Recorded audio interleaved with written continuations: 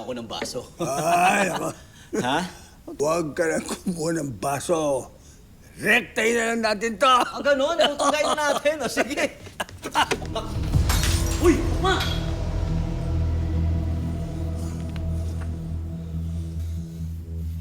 Lo, tama na yung kalokohan mo. Wala kang karapatang manduan ako. At wala ka rin karapatan na gaguhin ako! Lo, hindi ko naahayaan na pagtripan mo lang ako ng ganito. Lo, seryosohin mo naman ako. Simula ngayon, ititrain mo ako ng tama. Ah, yung ba akala mo, pinagtitripang kita? Oo, yung nag-viral na video, nusubsubo ako sa tayo ng aso. Ah, napanood ko nga. Pati kayo, pinagtatawanan ako. Magpapekto ka dahil doon? Sisirain mo yung diskarte mo!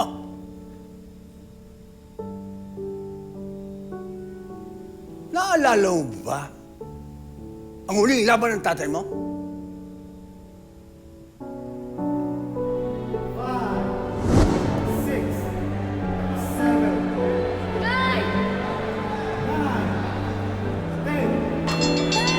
Hindi ka nang tumawag ka, Tay!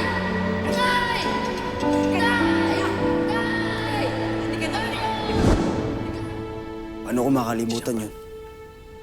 Ano sa tingin mo? Bakit natalo ang tatay mo? Dahil malalakas yung kalaban. Itinuro ko lahat ang alam ko sa tatay mo. Pero may isang bagay na hindi ko na ituro sa kanya. Kaya natalo ang tatay mo. Dahil hinayaan niyang pumasok ang pangungutya sa isipan niya. Hinayaan niyang masira ang diskarte niya. At ang focus niya. Nawala siya ng kontrol sa nararamdaman niya. Kaya natalo siya ni Kaloy. Sa isang lab, gumulat ang pangarap namin. Ngayon ikaw, hayaan mong masira ang diskarte mo dahil sa viral mong video yan? Hindi ka pwedeng maging pusyero kung ganyan ang attitude mo. Tandaan mo, ang unang kalaban mo ay ang sarili mo. Lahat ng takot, lahat ng duda, lahat ng pagkatawa sa isipan mo. Kaya mo bang patumbayin? Kaya mo bang inakaw?